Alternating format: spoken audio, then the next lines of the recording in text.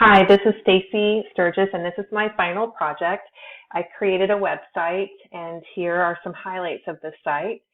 The focus is on empathy in our current time, and specifically how technology can enhance and hinder our ability to empathize. The focus of the project ended up in three main areas.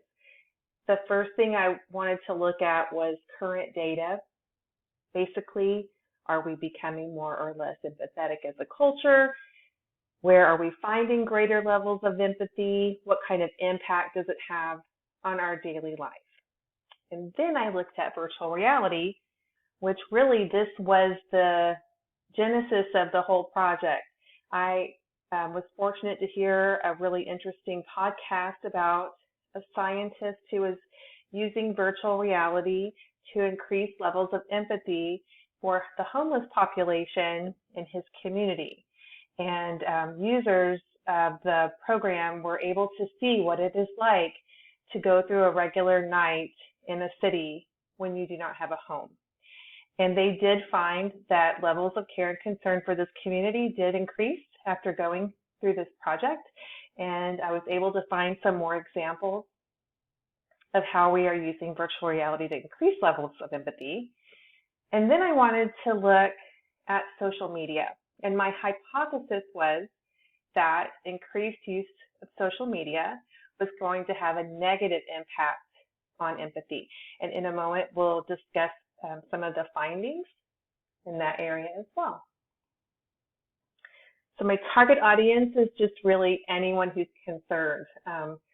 I felt myself in these times just generally concerned for the state of our world, that it seemed to me that we were not showing an increased level of care for people other than ourselves.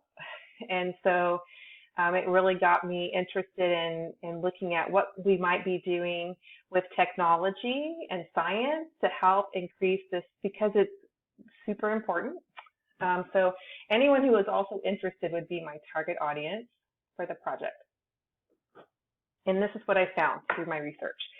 I did find that as a nation that we are markedly less empathetic than we were 30 years ago. But some good news came out of my research as well. So of course, virtual reality has been used with good results to increase empathy for a variety of populations. So for the project, I discussed how virtual reality was used to increase empathy for refugee communities or countries where they are facing an epidemic. Of course, that is before our current times where a lot of us are in that position now. Then there was another project where VR was used to increase levels of empathy regarding climate change and how that impacts different people around the world and in different ways. And then finally, a really fascinating project where VR was used as a tool to encourage racial equality. So there's some really good positive progress on those fronts. Then when I looked at social media, I did not find any studies that connected social media use with reduced empathy in adolescents. In fact, a few studies I looked at showed a positive impact in empathy levels. There were outlier cases, of course, where like the anonymity that you experience when using social media might lead to someone not being as kind because they feel like they're masked, their identity is masked. But for the most part, these researchers saw a positive correlation. And so in that avenue, another interesting thing that I found was a group of researchers who developed an app called Text to Connect, where they determined a series of other-oriented statements and texted those to their subjects throughout a couple of months. And participants in the study not only had increased levels of empathy when measured on the scale that they used, but it actually translated into like increased levels of volunteer work.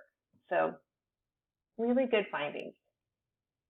And then finally, multimedia technology. So I used a lot of video, especially when referencing virtual reality, It's important for the user to see what the users of the virtual reality would see, but as well, there's also some really just good, there's a TED Talk just on why it's important. And then I have a infographic, and that's how I displayed all of my current data.